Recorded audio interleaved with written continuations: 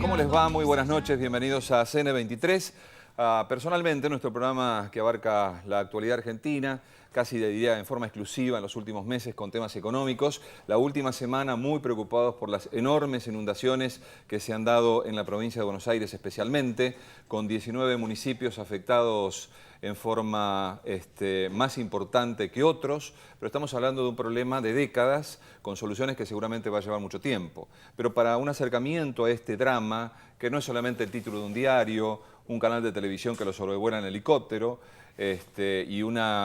nosotros, usted y yo que lo miramos en nuestra casa muy secos, hay un drama real detrás de las inundaciones. Hay intendentes que nos están visitando, de lugares que han sido inundados, y el más importante, por lo menos el más dramático, que es el de Luján, también está esperándonos. Quiero empezar con temas económicos porque seguramente a la mayoría de los argentinos nos sigue preocupando el devenir de los próximos meses de la economía argentina. Toda vez que hay una luz de esperanza en un arreglo con los fondos buitres. ¿Y por qué digo esto? Y me parece importante. Porque el gobierno venía recorriendo un camino, yo diría, importante, inteligente, considerando las realidades de la frontera para adentro, de nuestra economía, y había dicho, me parece, habían tomado como meta sanear la economía en deuda que teníamos con el Fondo Monetario Internacional, bueno, eso lo hizo Néstor Kirchner, con el Club de París, haber pagado a Repsol lo que correspondía. Bueno, y allí tuvimos este enorme tropiezo preocupante para el gobierno y para los argentinos de gríes a fondos buitres, fondo Elliott y demás. La pregunta es, ¿para qué estaba haciendo este derrotero internacional el gobierno si no era para salir nuevamente al mundo, tomar crédito y alivianar un poco las alicaídas reserva Banco Central, de tal manera de poder sostener el crecimiento económico, especialmente el de la industria, que viene ya, bueno, soportando 10 meses de caída.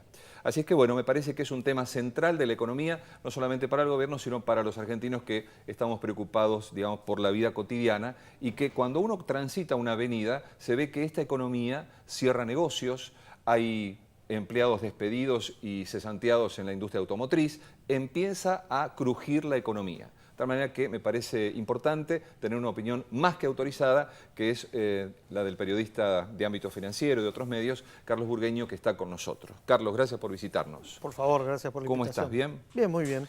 Decime una cosa, no tiene mucho que ver con lo que yo planteaba recién, pero seguir la economía, ¿es sano para un periodista? ¿Ese vivir día a día del dólar baja, el dólar sube, las reservas? No es sano. A ver, no sé si para un periodista, para un país, estar pendiente de variables económicas volátiles y discutir sobre eso y que las variables no se dominen no es sano. Claro. No es sano un país cualquiera, este o cualquier Sí. otra, que dependa de volatilidades altas del dólar o de inflación o de cualquier otro número de la economía que dé la impresión que un gobierno no puede dominar. Eso no es sano. Sí es sano discutir crecimiento, discutir inversiones, discutir políticas económicas de mediano o largo plazo. Extraño, de alguna manera, cuando los periodistas, nosotros de economía, hasta hace no muchos años discutíamos si convenía el Mercosur o convenía abrirse más a Europa o Claro.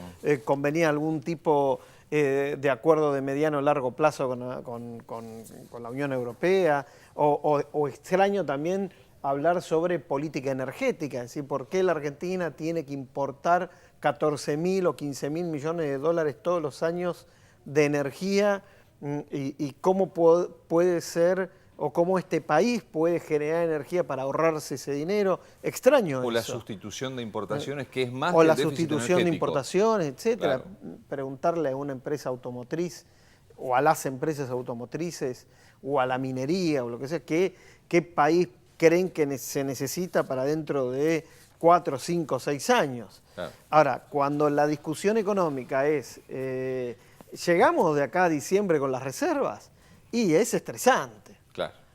Bueno, déjame... Te subo el precio como periodista económico, pero no, es pero sabes estresante. una cosa que yo sé que esto les pasa a ustedes porque a los que hacemos información general, y a veces un poquito en mi caso por defecto, política, yo digo, no es sano, digamos, los ciclos se repiten, las frustraciones se repiten. Por eso te lo preguntaba. Bueno, para la gente no le interesa mucho nuestra vida.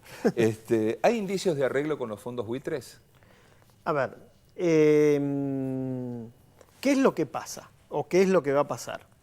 El 1 de enero deja de regir una cláusula que se llama Rufo, por la cual si la Argentina hasta el 31 de diciembre le pagara $1 más a los que no entraron a los canjes del 2006 y del 2010, ese dólar también se los tendría que pagar a todos los que sí entraron. Sí. Esta cláusula implica que cualquier acuerdo con los fondos buitres o los acreedores o los holdouts que le paguen o que implique un pago mayor al 2010, hay que pagarle también al resto. Esto vence el 31 de diciembre. El 1 de enero esa cláusula ya no rige y con lo cual ya no está la espada de Damocles de negociar contra la espada y la pared.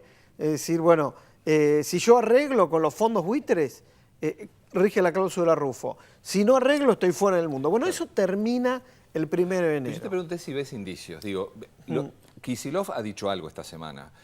Antes el presidente del Banco Central, que me parece le tiran de la oreja cada vez que dice, pero él está muy entusiasmado con creer y decirnos a través de algún medio o a través de terceros, ¿cierto?, que en enero se soluciona. A esos indicios, y vos que sos un hombre metido en esa información, ¿tenés esos indicios de que los funcionarios están contestes de que en enero van a arreglar? A ver, lo que va a pasar es que en enero van a negociar.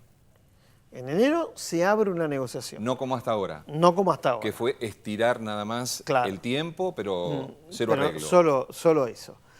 Sí, en enero, y con estas condicionalidades que no rige más la cláusula Rufo, el gobierno se puede sentar a negociar sin esa espada de Damocles con los fondos buitres. Con intención de arreglar. Se supone que sí, no con intención de arreglar. Ahora, ¿que va a haber acuerdo en enero? No lo sé, no lo sé. Ahora, déjame decirte otra cosa, déjame abrirte otra ventana a esto que hablamos.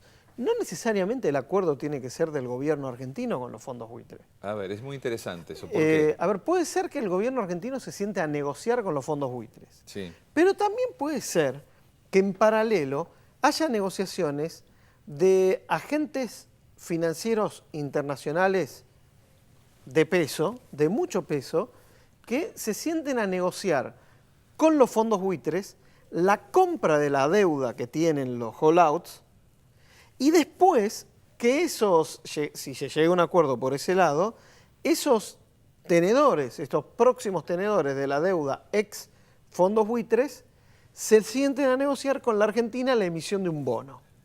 O sea, en términos, diríamos, amigables. Sí, de hecho sería muy amigable porque no serían ya los fondos buitres. Okay. Entonces, ahora, escúchame una cosa, déjame interrumpir y le digo a la audiencia. Carlos Burgueño debe ser el periodista que más ha seguido y que tiene la mejor información respecto de este tema. Primero por el libro que ha escrito y segundo porque yo lo leo y doy fe de lo que digo. Carlos, ¿vos ves a Kicillof sentado con el fondo Elliott? Yo lo que veo, yo lo veo a Kicillof o a los abogados de la Argentina sentados en el bufete de Pollack, siguiendo la pelea y tratando de llegar a un acuerdo que quizás no llegue nunca. Entonces déjame interrumpirte. Cuando vos decís, puede haber agentes financieros internacionales, ¿no es cierto? ¿Lo decís porque tenés información? Sí, a ver, se pueden dar nombres, no es tan secreto.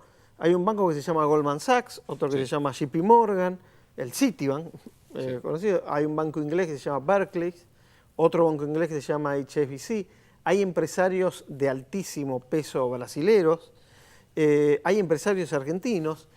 Todos esos, por separado o juntos, pueden armar una operación financiera de altísima ingeniería por la cual pueden comprar una deuda que hoy por hoy llegará a los 4.500 millones de dólares cuando terminan de contabilizarse el resto de los holdouts que todavía no se presentaron, puede llegar como máximo a 6.000 millones de dólares, negocien una quita de esos 6.000 millones de dólares directamente con los fondos buitres, compren esa deuda y después negocien con el gobierno argentino la emisión de un bono a mediano o largo plazo. Una salida parecida a la de Repsol, por ejemplo. Ok, me queda claro, lo explicaste más claro imposible. Me asusta la cifra. Yo, a ver, cuando me siento a hablar con vos y estoy hablando de fondos buitres, yo pensé que eran 1.600, 1.700, 1.800. ¿De dónde vienen los 6.000 millones que mencionás? Es que la Argentina cerró entre los dos canjes de deuda, 2006 y 2010. Está bueno porque la Argentina debía redondo, 100.000 millones de dólares. Claro. Entonces cerró 93.000 millones de dólares. Quedan 7.000. Sí. Bueno, 7.000 están denominados hollouts, o sea, fuera de los canjes. El fallo de Griesa son 1.600 millones de dólares. En realidad 1.300 originales que con los intereses por la falta del acuerdo llegaron a 1.660 millones de dólares. Ahora, hay otros acreedores que todavía no se presentaron o se están presentando a reclamar la deuda que está en default. O sea, esos 7.000 millones de dólares de los que hablábamos. Entre ellos hay fondos buitres.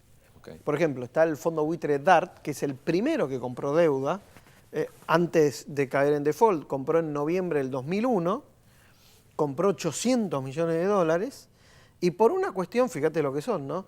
Por una cuestión de ahorrarse el abogado, dejó que sea Elliott el que haga el juicio, el que le tenga que pagar a sus abogados, y ya con el fallo a favor se presenta reclamando lo mismo. O sea, son los buitres de los buitres. Claro. ¿No? Y ahí tenés 800 millones de dólares más. También Elliott tiene deuda que no está en este juicio, que se va a presentar en cualquier momento, si no se presentó ya, y así vas sumando hasta llegar a los 6.000 millones de dólares. Ahora, fíjate qué curioso, ¿no? Y estas cosas solo pasan en la Argentina. Hay aproximadamente 1.500 millones de dólares de deuda en default que no la tiene nadie. ¿Es ese 25% que se menciona? Sí, que no la tiene nadie. Sí, que no aparece. Que no aparece, Los que bonos, no se eso, sabe alguien quién la tiene. Los tiene, pero no saben si los Hay quemaron especulaciones. o no Hay, por ejemplo, vos te acordás los jubilados italianos, Sí. los jubilados japoneses, alemanes, qué sé yo. Esa deuda, en parte, se la enchufaron a esos jubilados bancos. Bueno, en algún momento esos bancos le recompraron de parte de esa deuda a los jubilados y la pasaron a pérdida. O sea, la pasaron a, bueno, esta plata la perdí, no la voy a cobrar más. Y desapareció de los balances. Ese es el 25% que no aparece. Se supone, se especula, supone, claro. pero lo cierto es que hay entre 1.000 y 1.500 millones de dólares que no tiene nadie. Solo a la Argentina le pasa eso. Carlos, decime, a ver, con la inteligencia emocional, ¿vos crees que Argentina cierra para marzo del año que viene, digamos, para cuando la economía empiece a calentar motores de vuelta con los holdouts y vamos a estar liberados de este problema? ¿Vamos a poder salir al mundo a comprar, no sé, 5, 6.000, 10.000 millones de dólares? Mira, yo creo que va a haber un acuerdo con los fondos buitres. Sí. Yo me inclino más al acuerdo privado que al acuerdo Bien. cara a cara. ¿Cuánto tiempo lleva eso? Pero no creo que sea algo fácil de realizar y requiere una ingeniería financiera enorme, enorme. Yo no desconfío de un acuerdo rápido. Okay. Si para marzo hay un acuerdo, quiere decir que están negociando ahora y ninguno de nosotros nos enteramos.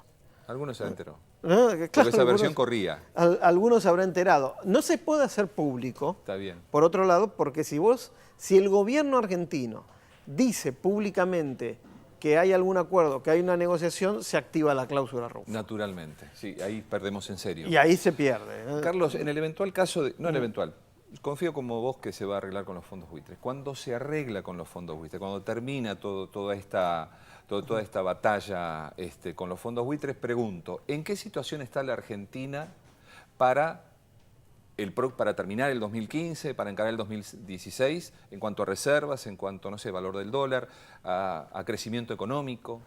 Bueno, a ver, depende mucho del gobierno, ¿no? Depende mucho de lo que haga el gobierno. No hay que pensar que si el gobierno cierra un acuerdo con los fondos buitres y se firma en marzo y todo este problema se soluciona, que en abril salimos a colocar 10.000 millones de dólares al 5% anual. Eso es muy difícil de lograr. Pero sin eso, sin un acuerdo con los fondos buitres, es imposible pensarlo. Claro. ¿No? Lo que sí va a pasar es que las empresas van a poder salir a buscar deuda. Y algunos intendentes, y vos tenés intendentes acá como invitados, sí, algunos gobernadores van a tener más posibilidades de salir a sondear los mercados. Okay. Pero no es algo inmediato.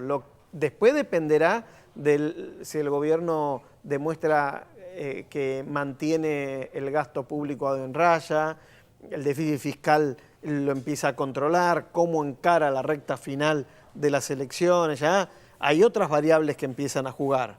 Pero lo que sí te puedo decir es que si hay acuerdo con los fondos buitres, el gobierno tiene más posibilidades, como dice el propio gobierno, o gente del propio gobierno, de aterrizar el avión en paz en diciembre del año que viene, con la menor cantidad de turbulencias posibles. Sin acuerdo con los fondos buitres, el aterrizaje del avión se va a volver complicado.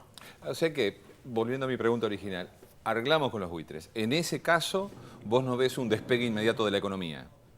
Por lo menos no en el sentido, no hay que pensar que hay miles de millones de dólares esperando el acuerdo con los fondos buitres para venir a la Argentina y invertir. Recordad que los problemas endémicos de la Argentina, que básicamente son dos, pero sobre todo uno, que es la inflación. Sí. ¿No? Y paralelo a la inflación, el tema del dólar y del tipo de cambio son anteriores a que a mediados de este año la Corte Suprema de los Estados Unidos haya decretado que los fondos buitres tenían razón. ¿No? Ahora, volvés al escenario aquel, a decir, bueno, a ver, ¿cómo van a encarar el tema de la inflación? ¿Cómo van a encarar el tema del tipo de cambio en un año electoral? Vuelve una discusión previa que se estaba dando a principio de año y que venía con buenas perspectivas, sobre todo después del acuerdo por el Club de París, sí, ¿no? Y que se suspendió ese debate. Está bien. Volvemos a ese escenario, sí, que no es poco. Sí, es cierto, es preocupante, pero digamos, yo por lo menos que observo la realidad con menos intensidad la económica que vos, digo que si se arregla con los fondos buitre y tenemos financiamiento internacional, vos mencionaste 10.000 millones. Yo recuerdo Orlando Ferreres, donde estás sentado vos hace principio de año, cuando empezamos este año con el programa, en marzo, decíamos que la Argentina estará en condiciones de salir a buscar 5 o 6.000 millones. Y lo entrevisté hace 20 días y me hablaba de 8.000 millones o 10.000 millones. Digamos, pero con esa, digamos, con esas digamos, ayudas de crédito, me parece que se alivia hasta el inconsciente colectivo, que tiene mucho que ver con el proceso inflacionario, con las expectativas, ¿no es cierto? A ver, ¿qué es lo que evitás con, suponete, 8.000, 10.000 millones de dólares más en las reservas? La corrida. O sea, la valentía... el susto de la corrida. Claro, o le das el indicador al operador financiero que apuesta contra el peso, que hay dólares para salir a pelear. ¿No? Que tenés espalda. No es poco. Ojo que los varones de la corrida en la Argentina son poderosos y son históricamente poderosos. Yo no creo que desde el sistema financiero, operadores del sistema financiero, hagan esto para voltear a un presidente. Lo hacen para ganar plata.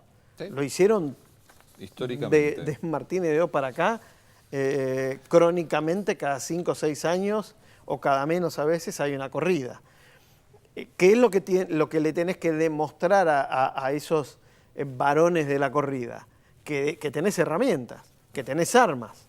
Sí. Entonces, 10.000 millones de dólares más de armas, ¿no? en las reservas, son una especie de arma o una especie de posibilidad de enfrentar un embate de este tipo. ¿Por qué ahora hay una cierta tranquilidad cambiaria? Porque el gobierno consiguió casi 2.000 millones de dólares de las cerealeras, consiguió los 850 millones de dólares de los chinos, colocó bien un bono de 1.000 millones de dólares, hoy, el viernes, lanzó un bono de 1.000 millones de dólares. O sea, porque lo que se está viendo es que el gobierno logró consiguió casi 5.000 millones de dólares para terminar el año. Y se piensa o se cree que el kirchnerismo, o que el gobierno, ante una corrida, va a tener dólares para salir a enfrentar esa corrida, cosa que no se sabía si tenía hace un tiempo. Por eso hay una cierta tranquilidad cambiaria ahora. Y el aumento de la tasa. Bueno, ¿Le adjudicás algo al aumento de tasas? Digamos? El aumento de las tasas de interés tiene que ver más con el operador financiero local en pesos, ¿no? O para sacar pesos del mercado, ¿no? Ahora, vos tenés otra gente en el mercado financiero que se dedica a otro negocio, que es comprar dólares baratos en el blue y venderlos caros.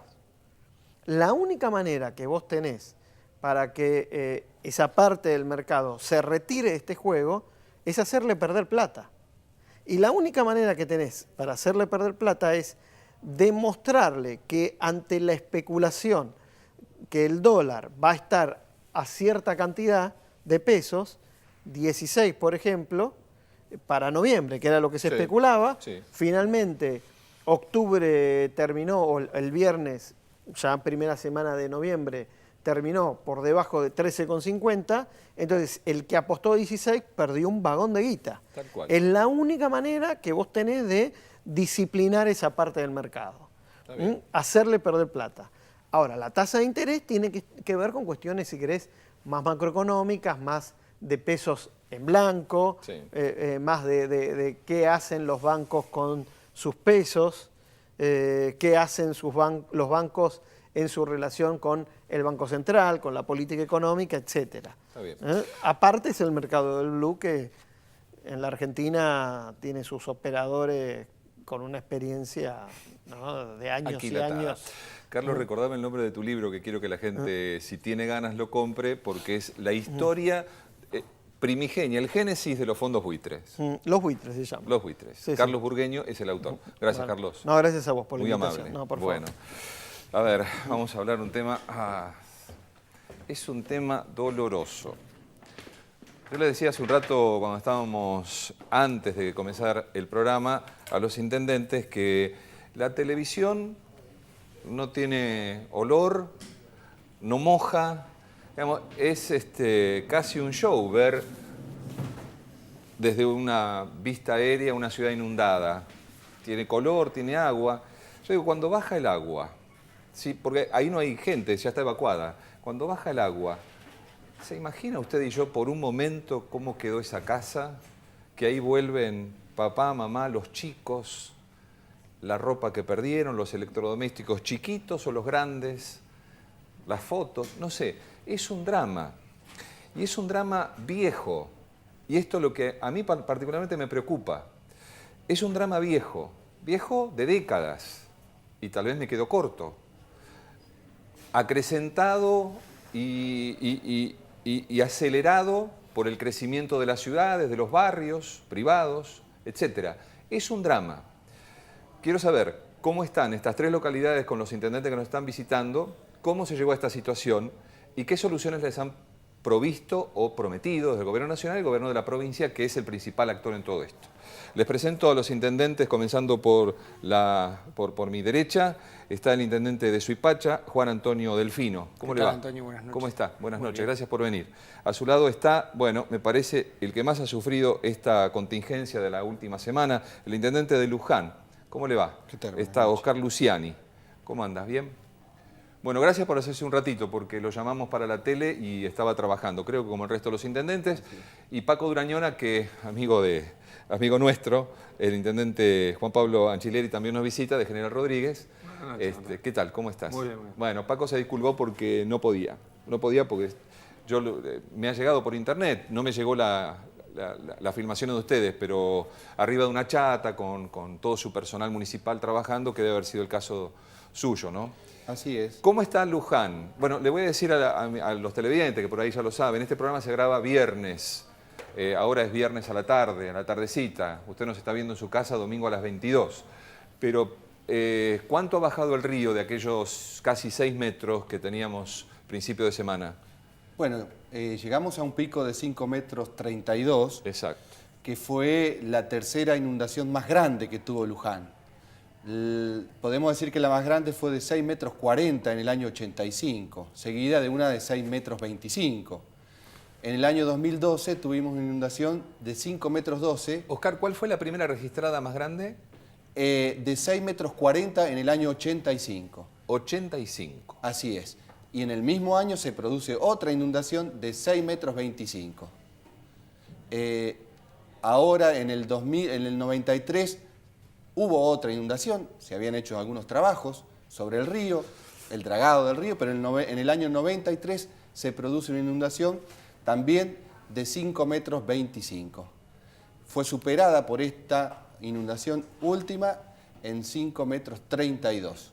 Pero lo paradójico de esto y lo que genera, y estábamos charlando recién, esta angustia, este dramatismo y bronca también genera mucho en los habitantes del partido de Luján, es la repetición que han tenido las inundaciones. Porque en el año 2012 se produce la gran inundación y después, en este año 2014, es la quinta inundación que se produce en el año.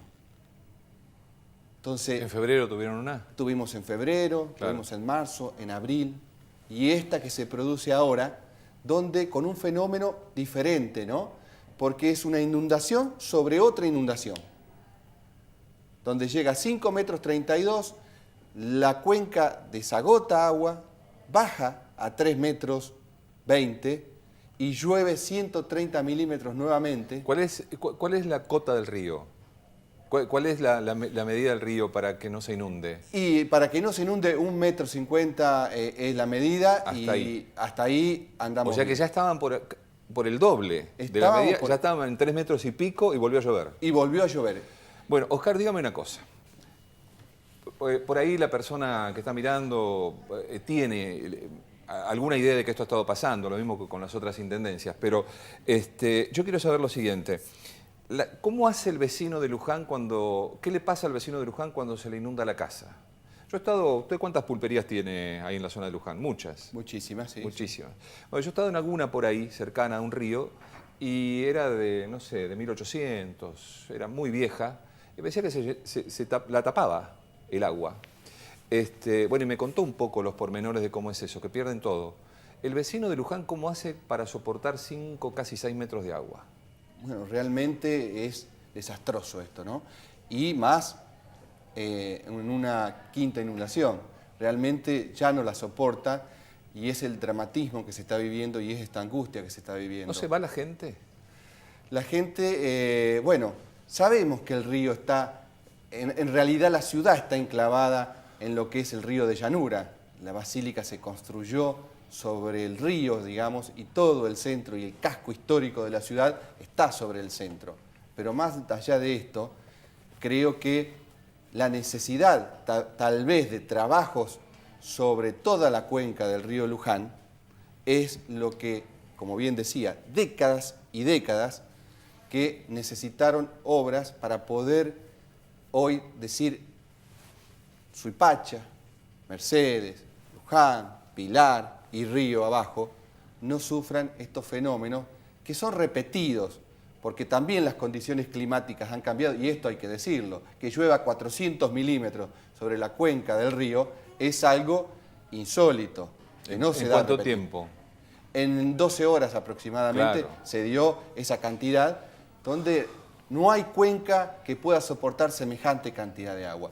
Más allá, pero la soportan mejor si hay obras. Por supuesto que sí. Si hay obras. Le quería preguntar es esto. ¿Ustedes se reunieron con el gobernador? Así es. Sí. Bueno, ¿qué les dijo el gobernador que se va a hacer de acá en adelante? Yo quiero comentar que después de la inundación del año 2012, lo que el gobierno de la provincia de Buenos Aires encara es un proyecto integral de estudio de la cuenca del río Luján, que es importante porque muchas veces se preguntan y dicen, no hizo nada el intendente de Luján, no hizo nada el intendente de Suipacha, no hizo nada el intendente de Mercedes, y así sucesivamente. Pero esto es un problema integral de la cuenca, desde su nacimiento hasta su desembocadura, donde puede haber diversos factores. Se habla mucho de los canales clandestinos que puede haber la cuenca arriba, que aporten mayor cantidad de agua al lecho del río. Del campo, digamos, de los campos. Del estanciero que para escurrir el campo hace canales que desembocan en el río. Exacto. Se habla también río abajo, los countries y los barrios privados que hacen sus construcciones sobre los humedales y encajonan el río y no le permiten el normal escurrimiento. Sí. Son muchísimos y múltiples los factores que uno puede hablar. El crecimiento de la acacia negra, que es esta plaga que va tapando el río y va produciendo también una especie de embudo. Se angosta el río. Exacto. Y además, también cuando uno observa el río desde arriba, ve que hace unos vivoreos, por lo tanto que a lo mejor el río necesitaría algunas rectificaciones para esto. Pero bueno, muchos pueden hablar y hablan muchos de esto. Lo ideal es que hablen los que saben. Sí. Yo creo que esto de encarar este plan integral de estudio de la cuenca es lo más importante, porque eso es lo que nos va a decir qué es lo que tenemos que hacer. Se habla de hacer reservorios a la altura de Suipacha, a la altura de Mercedes, otro reservorio. ¿Qué son reservorios? Son represas que harían de contención del agua, sí, y que después se iría desagotando a medida de que vaya escurriendo. Entonces, eso protegería a todas las ciudades de la cuenca media y cuenca baja. El ministro Arlía me dijo que mediados del año que viene, ustedes ya lo saben, pero la audiencia no, que están trabajando en ensanchamiento del río, que hay como 30 kilómetros que están en estudio de ensanchamiento, ¿no es cierto? Esto también ayuda, digamos, a que el río no se encajone.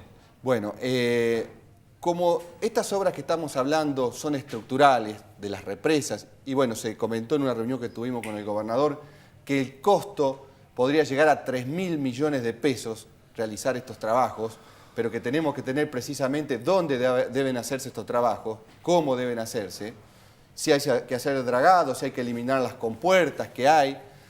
Hay que esperar este estudio, por lo tanto que lo que hay que hacer ahora es acelerar el estudio, tener el resultado e inmediatamente hacer las obras. ¿Para cuándo estaría, Oscar? Bueno, calculaban que podía estar en 6 meses. Lo que hay que hacer es apurarlo. 6 meses no podemos esperar. Tendría que acelerarse los tiempos y tenerse antes el estudio. Bueno, me está esperando el intendente Delfino y Angeleri de General Rodríguez, pero tengo una nota telefónica que a ustedes les va a interesar.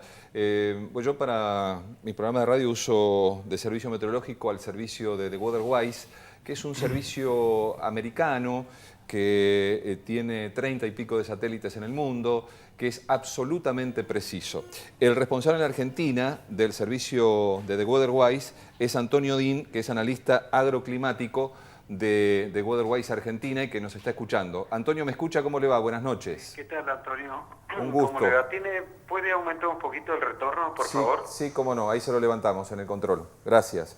Antonio, lo que le quiero preguntar es esto. No tengo mucho tiempo, quiero utilizar unos minutos porque los intendentes me están esperando. Pero dígame usted, ¿qué se espera de aquí en adelante en cuanto a intensidad de lluvias, a plazos de esas intensas lluvias, que llevan 400 milímetros en 12 horas, como decía el intendente de Luján, de acá en adelante con esto del calentamiento global o del cambio climático?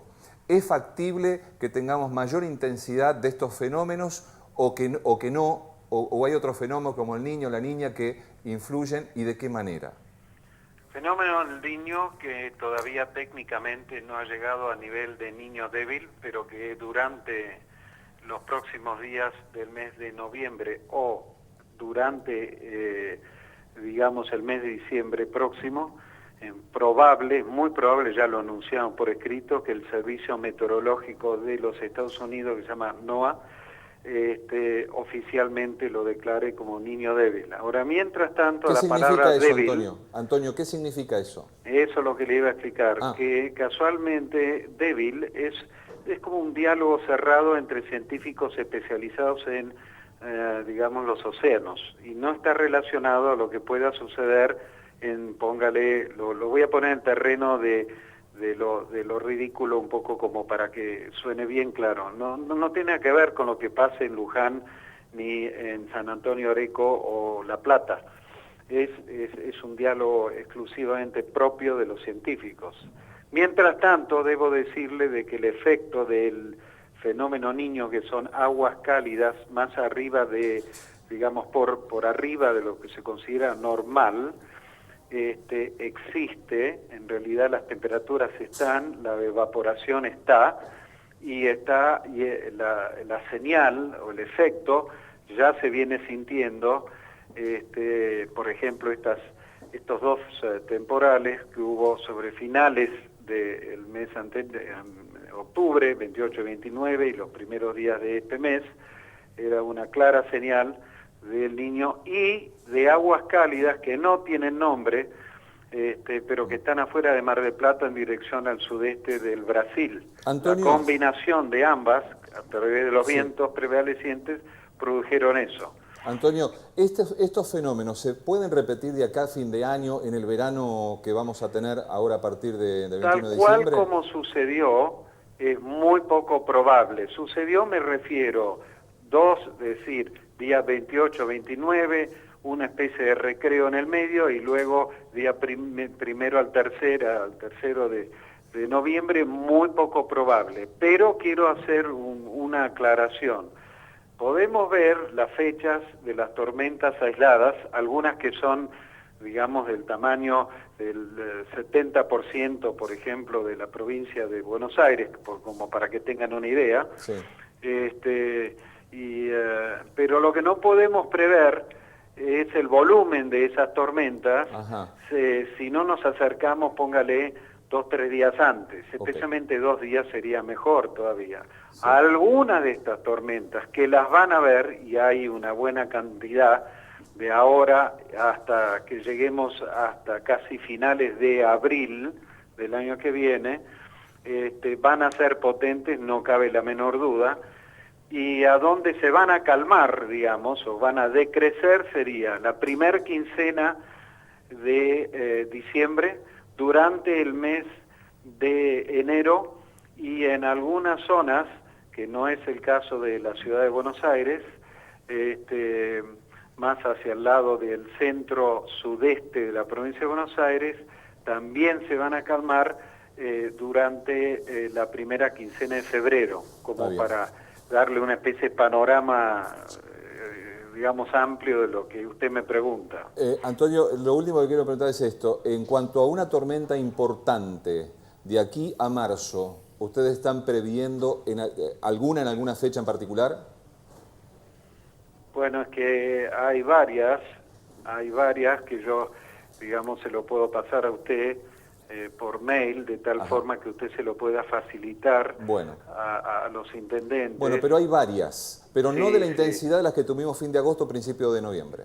Sí, hay varias, pero nunca en el clima, hay que tener en claro, hay un día igual a otro, ni una tormenta exactamente igual a otra. Lo que sí tienen, por supuesto, características muy similares. Desde ya es como que usted las pueda clasificar.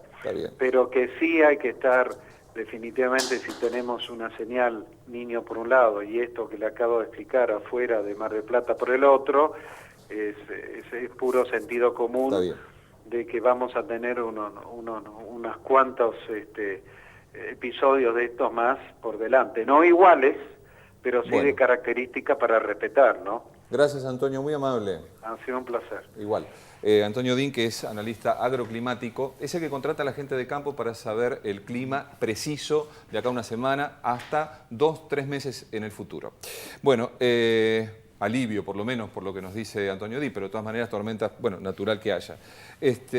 Luciani, Delfino, ¿cómo le fue a Suipacha con las 2 tormentas? Agrego algo, Antonio. El Servicio Meteorológico Nacional está diciendo que en noviembre, diciembre y enero vamos a tener, digamos, mayor abundancia de agua que lo normal. Ese es un dato que tenemos de hace 48 horas, como para ir preparándonos. Suipacha es la cuenca alta del río Luján. Es la más alta, ¿no? La más alta, donde nace. ¿Dónde nace? Son 50.000 hectáreas que vuelcan sus aguas a los afluentes del río Luján. ¿A usted qué se le inundó?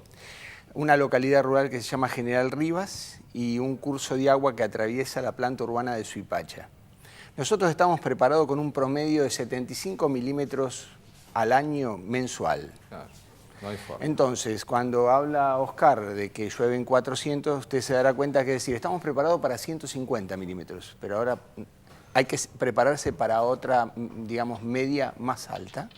Para esto la Nación y la provincia ha colaborado con el municipio y vamos superando estos desafíos, pero tenemos que proyectar aún más. Y esto es lo preocupante, la masa de agua que está, digamos, recorriendo a lo largo la cuenca del río Luján. Suipacha conforma el comité, estuvimos de acuerdo en reuniones que tuvimos en Luján de que se hiciera esa limpieza de Luján a Pilar, todos de acuerdo estuvimos, la provincia empezó a rectificar el cauce del río y resultados positivos se veían desde, nosotros pudimos sobrevolarlo con el ministro Arlía y veíamos que el agua corría de manera muy, muy interesante en ese tramo y que sí, como dice Oscar, más adelante el agua se empezaba a quedar un poco quieta. Pero ¿a qué altura? A la altura, superando Pilar, Okay. ya a la altura de los barrios. Ahora, cuando uno mira la masa de agua, digamos, el espejo de agua, el 100% de lo que uno ve, el 1% representaría el cauce normal del río. Entonces, para darnos una idea de la magnitud de la cantidad de agua que estamos hablando, si uno habla de que 1 metro cuadrado tiene 100 litros de agua, 1 millón tiene 1 hectárea, ¿sí? Y que si yo digo que Suipacha solo aporta 50.000 hectáreas, multipliquemos los millones de litros de agua. Digo, es todo un desafío para este gobierno que viene invirtiendo tanto en la provincia como en la nación y hay este plan maestro por delante para trabajar, que indudablemente en tiempo más lo vamos a tener, un plan estratégico, pero que realmente exige digamos, un esfuerzo muy grande por parte de los profesionales de encontrarle una medida, digamos, razonable al traslado de toda esta masa de agua a lo largo de 150 kilómetros. Lástima que se perdió tanto tiempo, porque, Oscar, me dijiste, en el año 95 tuvieron la primer gran... En el año 85. 85. En 85. Mirá si pasaron gobiernos, intendentes Lo que y pasa, Antonio, gobernadores. es que en ese tiempo también, como bien decía Oscar, los arroyos se van estrangulando por la vegetación, digamos, hay que hacer un mantenimiento periódico y el incremento del agua cada vez es mayor que repercute, ¿no? Juan Pablo, ¿cómo te fue a vos con Rodríguez? Estuvimos muy complicado. Hoy una parte empezó a bajar el agua, que afectó a un montón de empresas. Con el crecimiento nosotros tenemos... ¿Vos tenés parque industrial? Sí, tenemos muy poco de la parque de la cuenca del Luján. Nosotros somos los que estamos en la cuenca alta del río Reconquista. Claro. Todo lo que pasa de Rodríguez vuelca al río Reconquista y el Reconquista tiene una represa muy importante que es la represa del dique Arroyero, que está en el límite geográfico entre Moreno y Merlo, está la represa, y después le aportamos agua General Rodríguez y Marcos Paz. Esa represa es lo que encauza el nacimiento del río Reconquista, y el río Reconquista después pasa por un montón de municipios hasta que termina en San Fernando, saliendo al río de la Plata.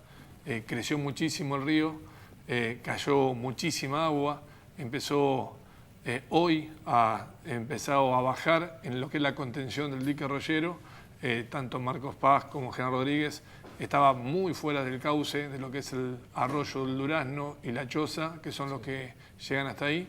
Estuvimos recorriendo también en helicóptero viendo y uno queda impresionado ante la magnitud de la masa de agua, como recién decía el intendente Delfino, el volumen, sinceramente, de agua uno no lo dimensiona nunca. Ver hasta el horizonte un espejo de agua que se está moviendo y 400 milímetros en 4 días no es normal en ningún pronóstico, es lo que te llueve en meses o el acumulado de lo que tenemos al día de hoy. En este año ya creo que supera 2 años y un poquito de agua caída en los distritos que estamos nosotros. Lo que pasa es que... Es mucho el cambio climático que estamos teniendo y no te encausa nunca en una cuenca que no está predestinada para eso. Juan Pablo, pero bueno, Oscar, ¿qué le dicen, o el intendente de Suipacha, qué le dicen a la gente? Porque en realidad nosotros tenemos esto que yo escucho es lo más racional del mundo, digamos. Tenemos cambio climático, una tormenta que nunca se vio, pero la gente está evacuada o perdió la mitad de la casa.